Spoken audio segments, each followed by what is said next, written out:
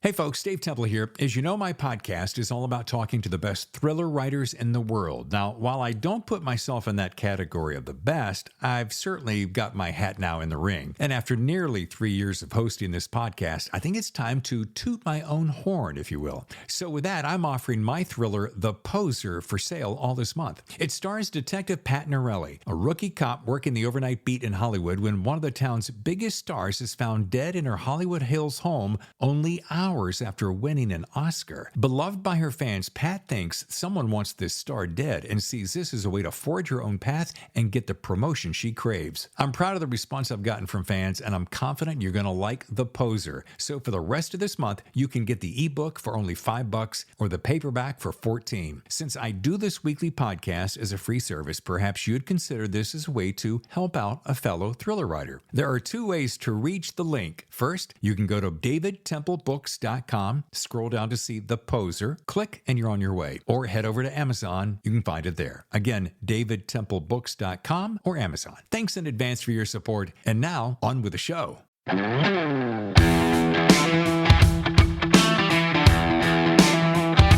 Hello and welcome to The Thriller Zone. I'm your host, David Temple, and I am very pleased to welcome Robert Dugoni. Today we're going to be talking about his latest, Her Deadly Game. Let's get right to it with Bob right here in The Thriller Zone. Man, I cannot believe how long, Bob, it has been since you have been on my radar. Oh, wow. Thank you. Thank you for being on The Thriller Zone, by the way. Let me start with that. Thanks. But yeah, I have been watching you from a distance for probably a year and a half. The show is almost 2 years old. And I thought, yeah, this guy right here, this guy's doing it. He knows what he's doing. I want to get him on the show. And I tried a couple of times and yeah, no, Bob's a rock star. You can't get to him. So no, that's not true. No, it's not. I'm kidding. But anyway, the planets aligned and we're here and I'm very excited. I'm telling a contractor that I can't come to the door right now. Well, first of all, we're going to be talking about this beautiful book. There's all kinds of little yellow stickies and highlights and all through here because I'm like a kid who's studying for an exam when I read. I read mostly for pure pleasure, but then I go back and I go, wait a minute, he said something here or he said this here, and how did he craft that sentence? And I just love that stuff. Oh, thank you. Yeah, no, I kind of do the same thing. I read books sometimes, and I put a tag, and I say to myself, wow, where did he come up with that analogy or metaphor? I was like blown away. Yeah, isn't it funny? As many books as you've written, and we're going to do a little bullet list here in a second, it's really encouraging to hear a guy like you go, oh, that captivated me because I hadn't heard it put that way, or he crafted that sentence just a certain way. It's magic, isn't it? Yeah, I really appreciate the craft, you know, because I've studied it so hard because I couldn't get published until I did. And so the people that really, they hit it so well. Stephen King I'm a fan because sometimes I'll read a sentence he's written and it just amazes me. Yeah.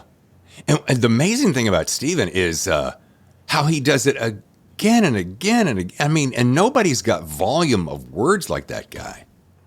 Yeah, and you're right. It's just constant. He's just bam, bam, bam. Yeah. He's amazing. He's really amazing. Well, let's keep the spotlight on you because Bob, New York Times bestseller, Wall Street Journal, Washington Post, and #1 Amazon bestselling author. That's in and of itself no little feat. Thank you. And I know one of my little stickies here. Hold on a second because I love this shit. I'm like, what's Bob's recipe for success? So I'm reading it back in your acknowledgments. And I think you got it right here. I work every day. I do, and I think that's really important. You know, people ask me all the time, what did the law profession teach you? And I tell them it taught me how to put my butt in a chair every day and go to work.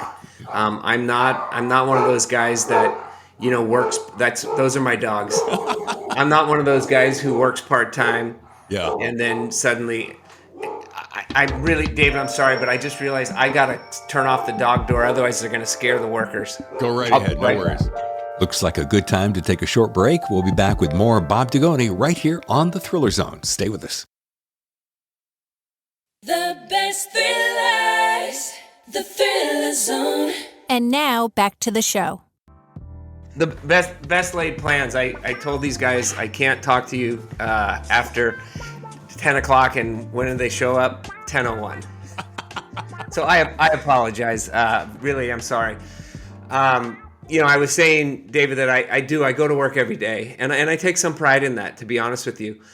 Now, it's certainly not a chore, because I love what I do. Sure. And I'm one of those few people that is really blessed to be able to make a living at what I really love to do, and I don't take that lightly or for granted.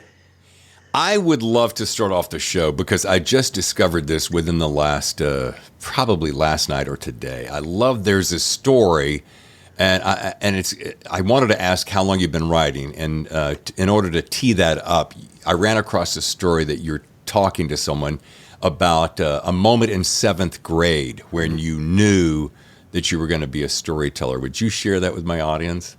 Yeah, I would, actually. Thanks for asking me. I fell in love with books at a very early age. I'm one of 10 kids. My mom, I think, was just tired and beleaguered, and she'd take us to the library because it was a place where other people would tell us to shut up.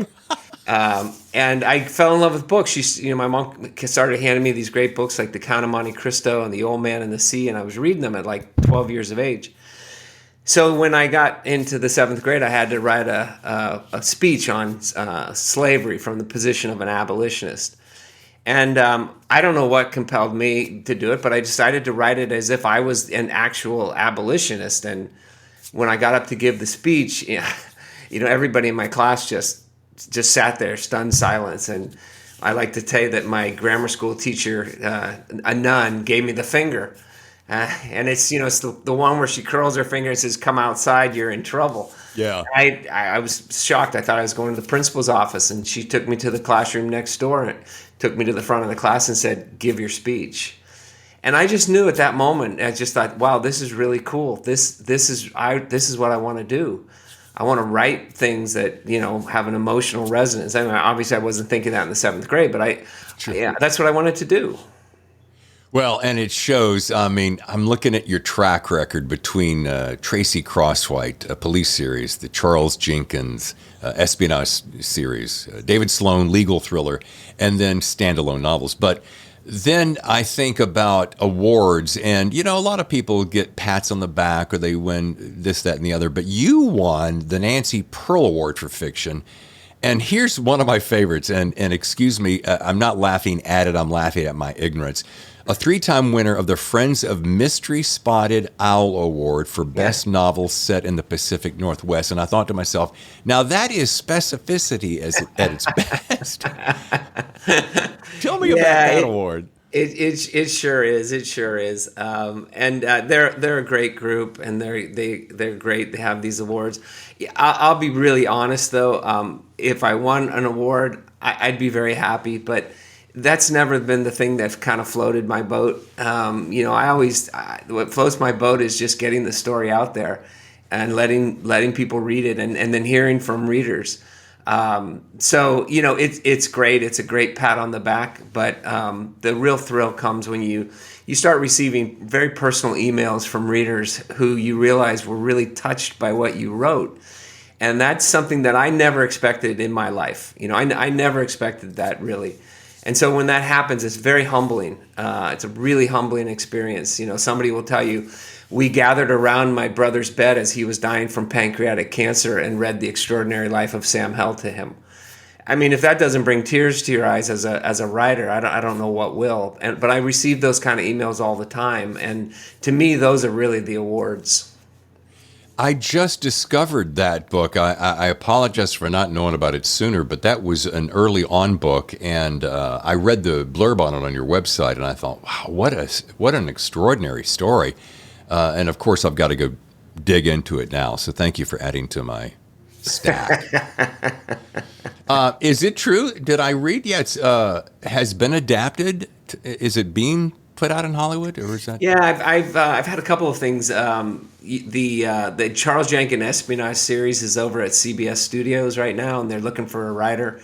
The Extraordinary Life of Sam Hell was picked up by a really well-known woman that's now independent, used to be with Universal Studios, and she has a screenwriter that's working on a screenplay for it. And Tracy Crosswhite is drawing quite a bit of interest. So, it's one of those things.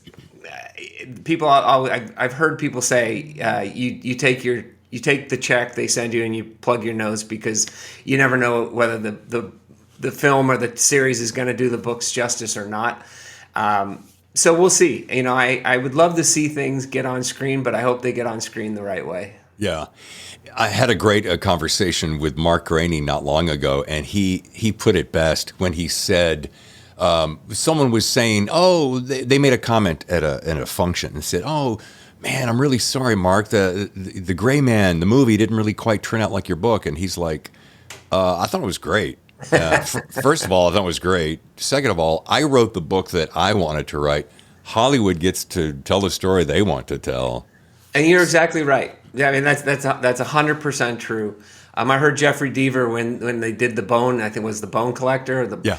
And he was watching the premiere, and there, Denzel Washington's laying in bed, and in comes this woman, and he says, "Who is that?" And he said, "That's his sister." And he went, "He has a sister?" And he wrote the book.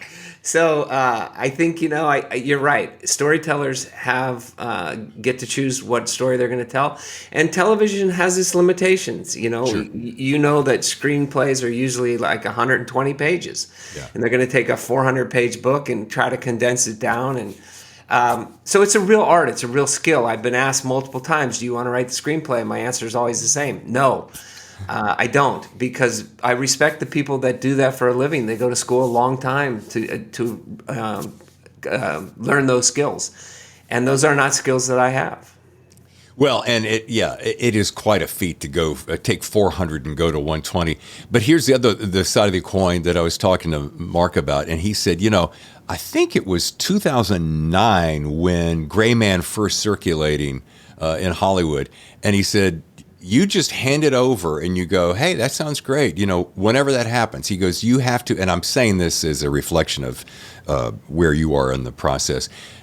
You just hope it gets done, but you don't really start cashing those checks until it really gets done, right?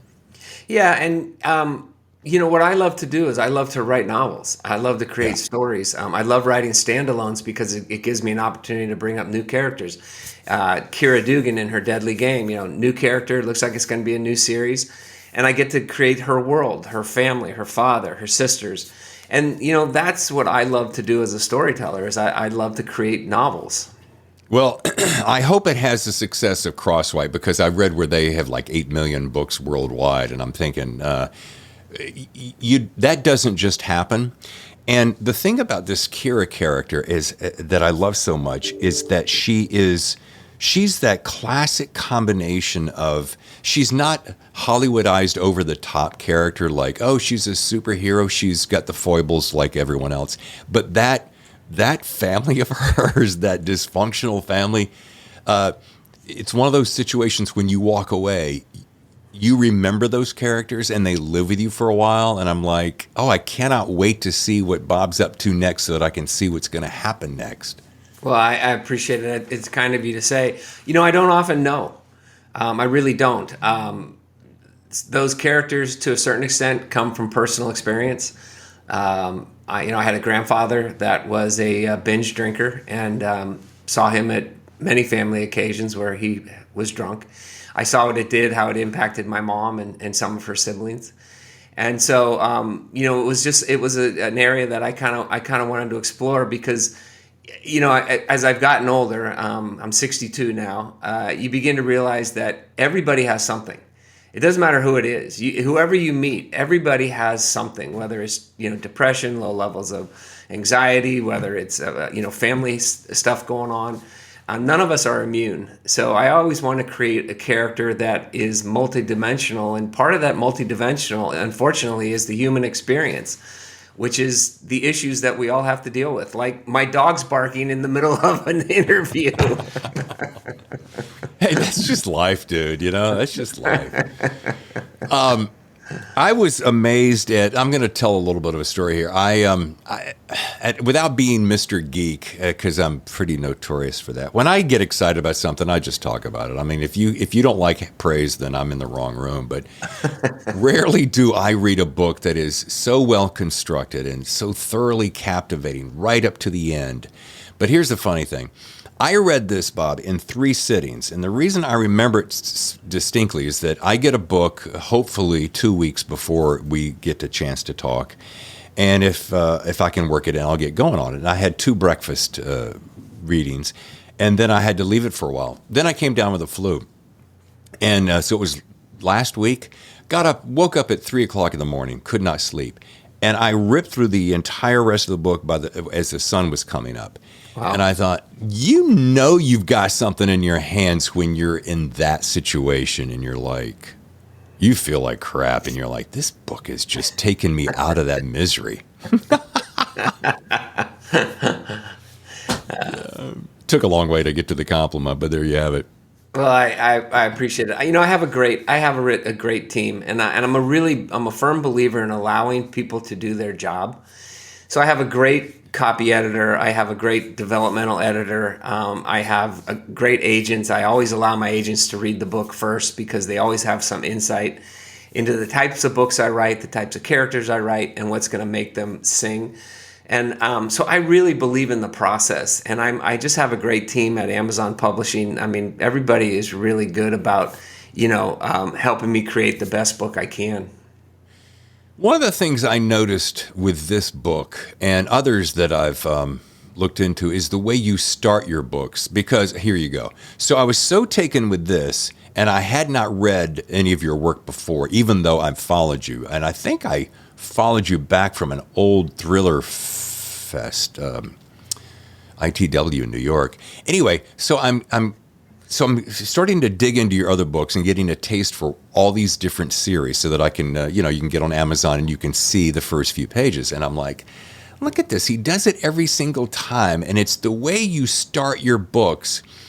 And I was trying to think of the best way to describe it. It's like I've shown up to a party that is already in progress, and I'm in, and the party's going, and I'm just jumping in it. And what I mean by that is there's not all that. Sometimes, not naming anyone, and maybe everyone does it eventually, but there's this unnecessary preamble, like you feel like you have to give me a lot of the backstory before I get into the story. You don't do that, and that's what I really, really dug about it. You just jump in the stream and get moving. Yeah, I think it was beaten into me, to be honest with you. There was a guy in my in the agency, and he was actually the accountant, but he used to love to read my stuff. And he gave me a piece of advice once. He said, "Start 40 pages later and end 40 pages earlier." And for real? And yeah, and it was really great advice, because I have a tendency, like everyone else, to write my way into a story, write my way into a character. And you don't need to know that. I mean, the reader knows intuitively that if a person is 42 years old when they open the book, they had a prior life. They had 41 years ahead of that moment and so your job is not to give them what happened 41 years earlier. Your job is to give them what's happening at that moment going forward, especially in a thriller. Because that's what a thriller's supposed to be, right? It's supposed to thrill. It's supposed to, you're supposed to get into it. It's supposed to be action. It's supposed to be lively. And so one of the things that I really work hard on is going back and cutting all unnecessary stuff. It's not easy sometimes. It's hard. And again, that's where my developmental editor comes into play. She's very good at saying, do you need this? And forcing me to think, do I need this? And really the question, David, is does my reader need this? And if the answer is no, then I cut it. Here's a curious thing. There's so many things popping in my head all at once, so I hope I can get them. So let's call this 375. Would you have any idea in your head, because I'm curious, because you just said this. Let's say that the first draft that's the official first draft, how much do you suppose in that process or for my Canadian friends, process, would you say that was there and you got rid of it? So how big was it as to before where it is now? Yeah, so I would say that I do know, and I know pretty well. I just got through writing a book. It's a World War II story. It's a long story I won't bore you with, but it's a World War II story. It was 435 pages, and by the time I got done with the edit, it was 405. I'm working on a book now. It's 430. I guarantee you, when I'm done, it'll be about 400 to 405. I don't know that there's any novel out there that I could write that would be of interest more than about 400 pages, which is about 95 to 100,000 words. So it's not anything I shoot for. It's just after 25 books, I have found this is where the cutoff is. So that's what I would say is I'm usually cutting about 15,000 words. Okay. And so your ballpark is that 95 to 100. That's probably, yeah. Yeah. That's always good to say, good to know, because I'm always curious about things like that. And I always wonder, back to that point about starting out at the gate, I have often found in my writing, not nearly in the atmosphere of yours, is that sometimes you'll feel yourself, I'll just ramp up until I get the motor humming, and then you go back a couple of days later and you go, why don't I just take that whole chunk and put it on the side and start here, and if I really need it later, I'll come back to it. And you never do. Yeah, no, I think I think that you're absolutely right, and I do much the same thing. When I write my first draft, I don't edit myself. I don't allow that editor to come into my head. I'm simply writing organically, and I'm letting the characters talk to me and tell me what's happening, tell me what they're saying, to the point where you go back, and I know you've probably done this, you go back and you read what you've written and you go, wow, that's pretty good. I wrote that. I surprise myself at times. So I just let that, whatever you want to call it, I let that muse go.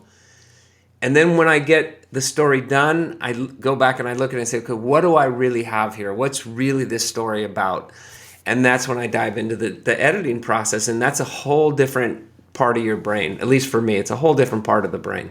And I was going to say, isn't getting the gentleman on your shoulder that's sitting there nagging, doing that little, boy, that really sucks, Bob. You might want to rethink that. Isn't that the hardest thing in the whole world? Yeah. Without a doubt. I mean, and I've done that. I have been typing a story, and the whole time I'm typing, I'm saying, this is crap, this is crap, this is crap, this is crap, this is crap. But then, again, you come back the next day and you go, that's not bad. There's some things there I can work with. So I just let it go. And I tell people all the time, I just let it go. Do your research, do all the research you think you need, then stop, because we can all get caught up in our own research.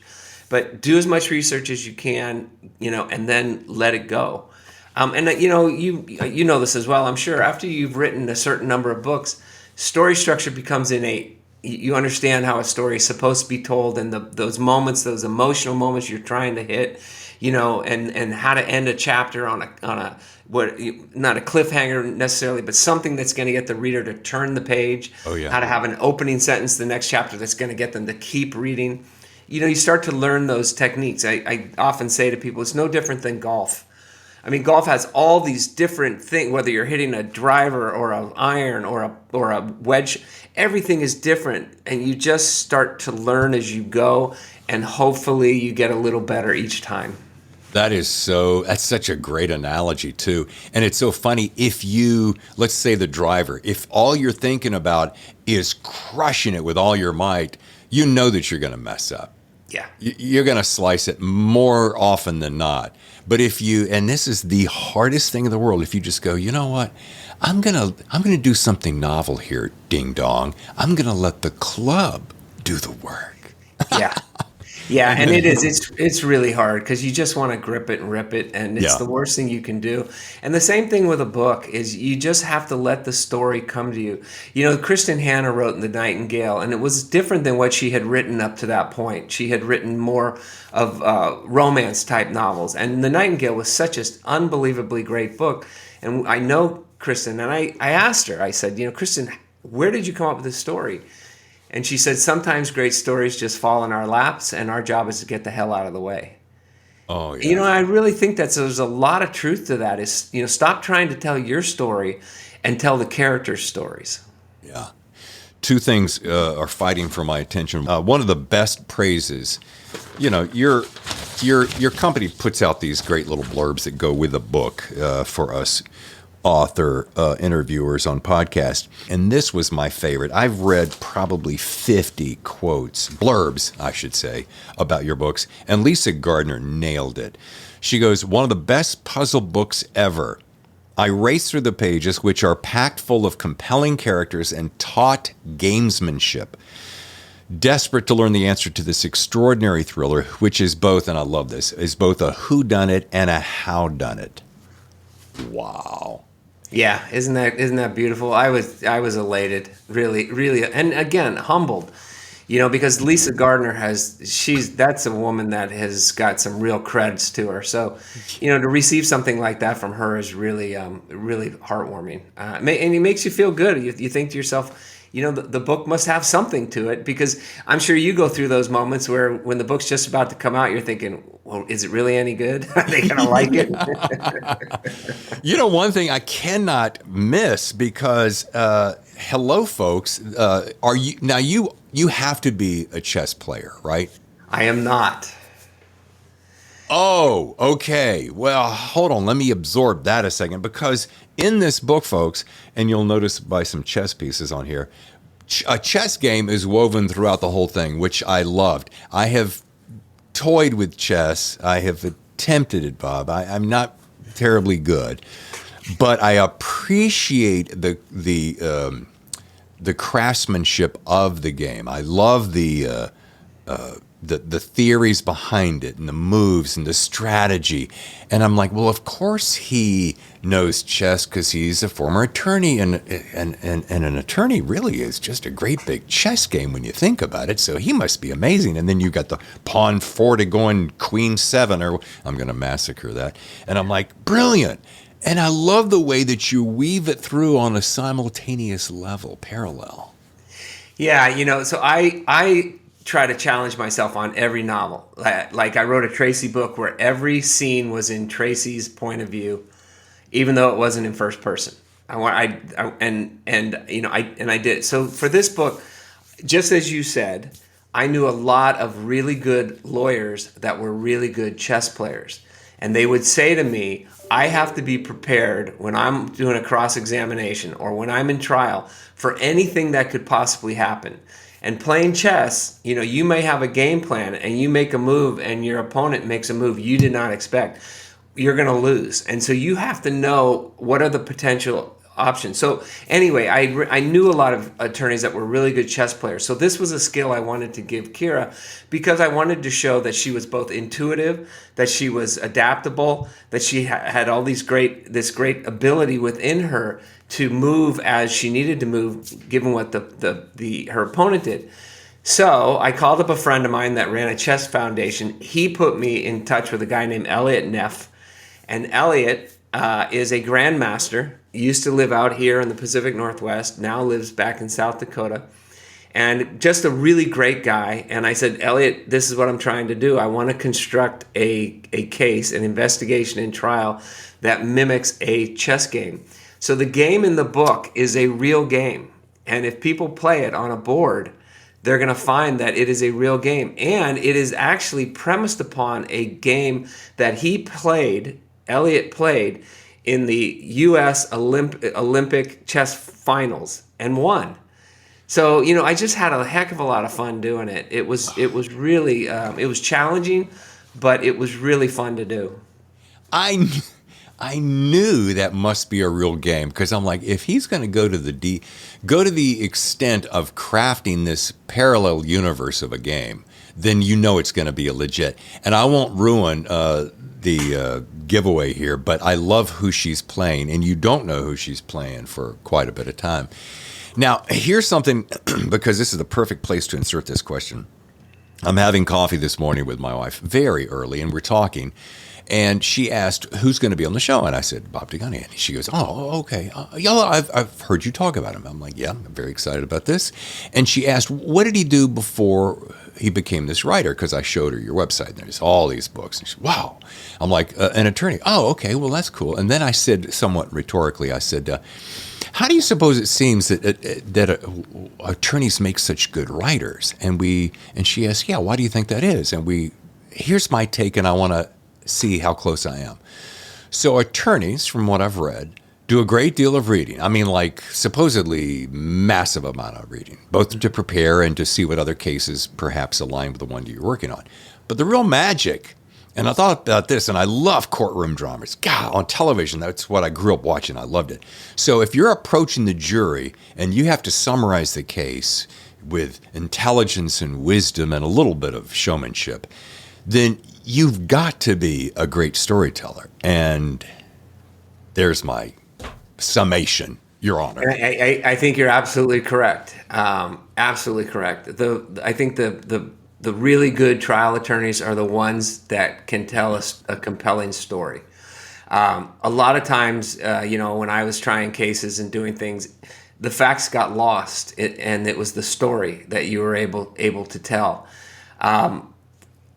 Having said that, I can also say that not every lawyer is a good novelist, and part of that is just the ability to check your ego at the door, and learn and take advice and do all those kinds of things.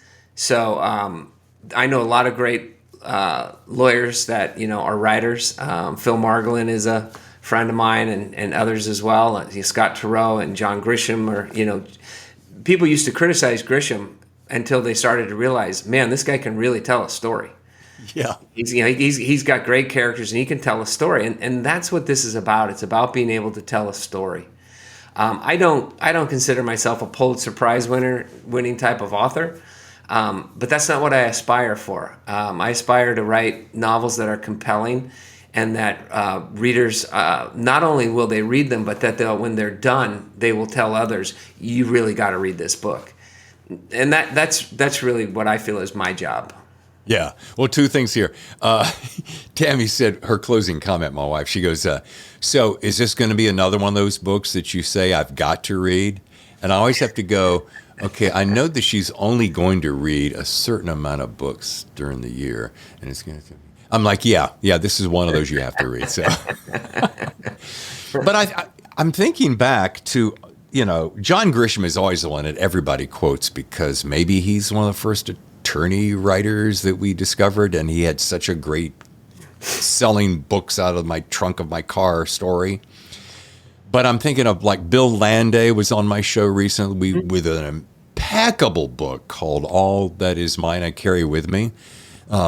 David Ellis, Look Closer, David Pepper, Joey Hartstone. These are all either current or former attorneys, and they're just fantastic storytellers. So I'm just amazed. There you go.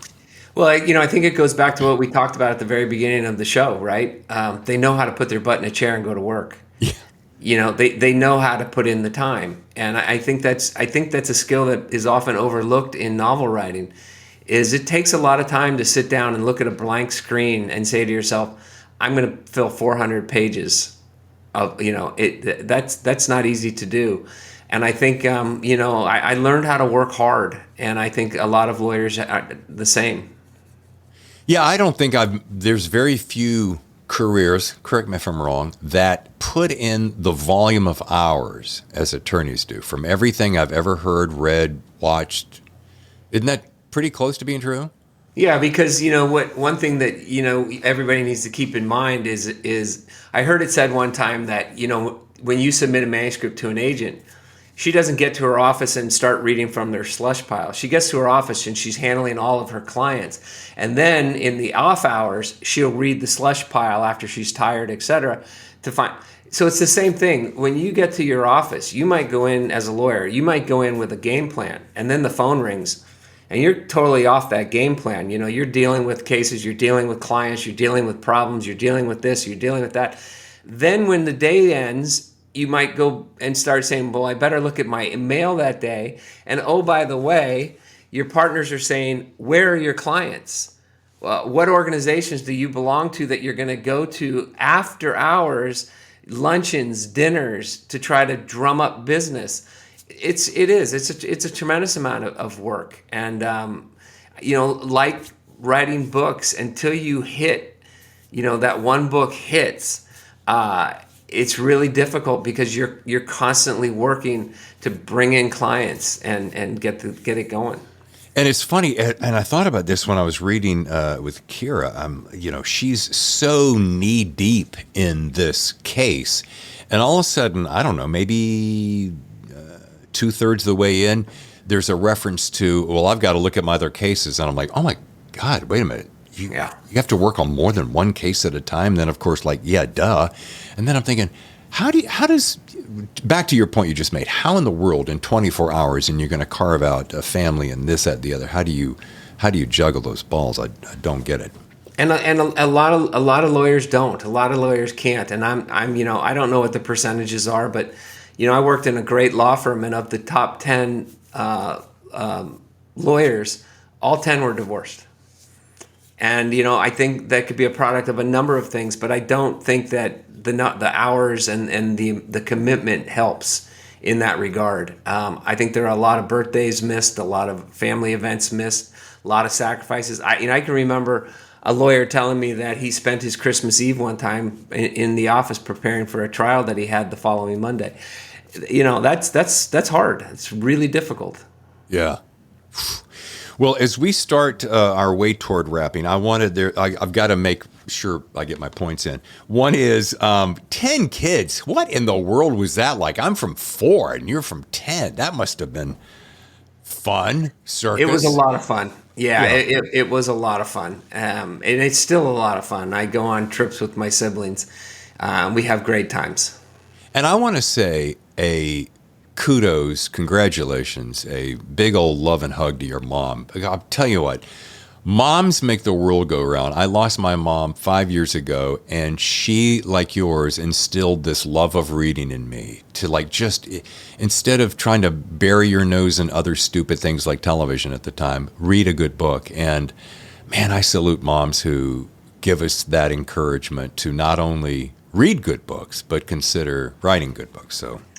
Well, I first of all, my condolences, and I say that because until you lose a parent, you don't know what it's like for people that have lost a parent. I lost my dad 13, 14 years ago, and I can honestly say that I think about him every day. Now, my mom I'm even closer to, and God love her, she's still alive at 90. But, it's hard. Those days it's difficult. But those are some of the things I think that are in that well of emotion that we writers can dip into. People have often asked me, why do so many writers get successful at the age of 40 or 45? And I say, what is really important in your life when you're 19 and 20 years old that you can dip into and pull out and have some revelation? I think you have to live life a little bit. And unfortunately, part of living life is losing some of the people you love. Yeah. Yeah, like my buddy Don Winslow says, he was an overnight success at 54. So yeah, I love that. And here's a funny little thing. Little known fact: you and I are both born in February. We're both Aquarians. Okay. We both lost our father. Mine in '88, yours in '08. Right. And I don't know. I know it. I read a blog that you wrote about your father, and I practically lost my shit because it was so beautiful. And I think about my father every week without fail, and he's been gone since '88. And so now, having lost mom and dad, it's amazing the way you look at life. Not to get heavy, but you just gotta grab it. Anyway, I wanted to say, this is what I wanted to get at, is what's something powerful that your dad instilled in you that you carry out? Could be work ethic, characteristic of your personality, et cetera, that you... I know very clearly. I was with a publisher, and I had another publisher come in and back a truck up and offer me a lot of money. And I was at home visiting, and I was trying to make a decision on what to do. And my dad said to me, Bob, there's something to be said for loyalty in life. And if you show loyalty, you'll get loyalty. And I didn't listen to him. And I went for the Brinks truck. And it was probably the biggest mistake I've made in my career. I should have listened to my dad, because I have since come to realize how important loyalty is. And that's what I mean when I say I allow people to do their job.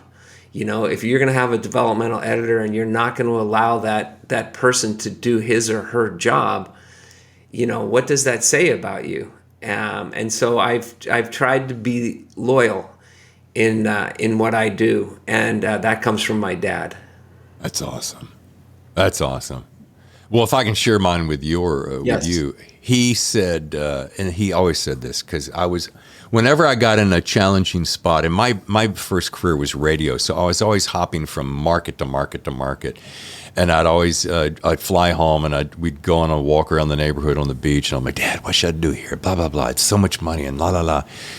And he said, son, just follow your dreams.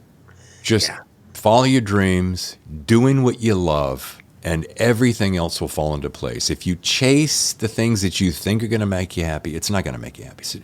And you know what? It was that thing that kind of ignited me early on, and I knew then what I wanted to do, and I've always followed love. And it sounds like something you'd read on a Hallmark card, but it's true. Well, with your voice, I don't know how you could not do radio. You have one of those voices that people would die for. Do you ever do books? Do you ever do audible books? Yes, I do, and I'd be happy to do your next audiobook. Yeah. Since you asked. I'm telling you. Yeah, I love doing audiobooks. All right. Okay. And since we're talking about advice, something in your book, in your acknowledgments, caught my eye, and it's a friend of yours, Doug Harvey. Yes. He was your legal mentor. Yes. And he said, and it's just I love the way that you honor people, Bob. It's just, I know this is who you are. I can sense it. People, you can bullshit people about certain things, but the essence of who you really are and how you leave the world with people and how you make them feel is key. And I know this about you. Thank you. Yeah, but you said this. You guys are talking at dinner, and I think he's getting sick, and he's doing a winery, and he goes, Bob, nothing is guaranteed. If there's anything you want to do in life, do it. Don't wait. Yeah, Doug was an interesting man. He was a hard charging, hard drinking, guy's guy, ball busting lawyer. Yeah. I mean, he was just boom. And I saw cancer knock him down like I've never seen cancer knock down anyone, including my dad. And I was just talking to him one day, and he was embarrassed because he had to find a bathroom. He was in the middle of chemotherapies and treatments, and I was kind of helping him. And he was embarrassed, and it was so unusual for me to see that in Doug. And as we talked, that's when he said, I had all these grand plans for him and his new wife Jane, and he was going to show her the world, and they were going to travel everywhere. And then he got sick, and it's so true. And again, it's something that you learn when you get older. I lost my best friend at 42. He dropped dead of a heart attack, and those are the kinds of things in life that you remember, and hopefully you learn from. My dad had melanoma, and he died from it, and so I go to the dermatologist twice a year, and I always tell people my dad kept me alive. And so, you learn from these things, and it's hard, but I think you have to respect and honor those people that really make those significant differences in your life. And Doug was one of those men for me. Yeah. So powerful. Thanks for letting me go down that road. Mm-hmm. Well, as I wrap, I always ask my guests, and I feel like I could sit here and talk to you forever, but I told you I'd try to get in and out pretty quickly so you can get back to your construction guys and your barking dogs. Yes. But I would love to hear your best piece of writing advice. And you've kind of touched on it throughout, even from the beginning of our chat. But I know that you've been asked this a number of times, but man, it's always how it is in my show, and a lot of aspiring writers listen to the show, and they always go, man, what's Bob going to say? Because, I mean, here's a guy who's done it. So I'd love to hear your take. Yeah, it's actually pretty simple. Learn the craft. Learn the craft. I mean, I wrote for the LA Times. I was a lawyer. I could write. But there is a craft to writing a novel. And there are books out there that can really help you. Christopher Vogler's book, The Writer's Journey. Learn the craft, study the craft, understand how difficult it is, respect how difficult it is, spend the time, to learn how to develop characters that are rounded, and you will save yourself, at least 3 years of pain and agony, which is what I went through. And I think what a lot, like your friend Don Winslow, what a lot of us authors go through is we sit down and we think, I'm going to write a book. How hard can it be? Right. It's really hard. It's very hard. So I always say learn the craft. Yeah, very well put. Well, folks, if you'd like to learn more, go to robertdugonibooks.com. Follow him on Twitter as I do at Robert Dugoni. Robert, thank you for the love that you showed this weekend as we're doing a little promotion on you coming up as we wrap March. So appreciate that. Thank you. Thank you for having me. It's been a pleasure. I've really enjoyed it. Me too, and I'm so glad we finally connected, and I have a feeling, I mean, first of all, this book, Her Deadly Game, I have to put it on the top of my list of books so far this year, and it's not just because I got you on the show and I'm saying that. It is just such a riveting, because it's not just a legal thriller. I loved the way the family is woven through it and the challenges they're all facing, and nobody's perfect, and it felt very un-Hollywood, and that's what I liked about it. So, again, yeah, and I hope to have you back on the show again someday. I would love to be back. Thanks very much.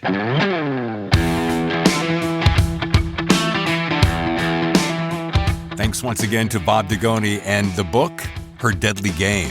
What a fantastic interview. So glad we had a chance to finally get together. Well, folks, I want to say thank you so much for tuning in. Thank you so much for your kind comments and your letters and suggestions.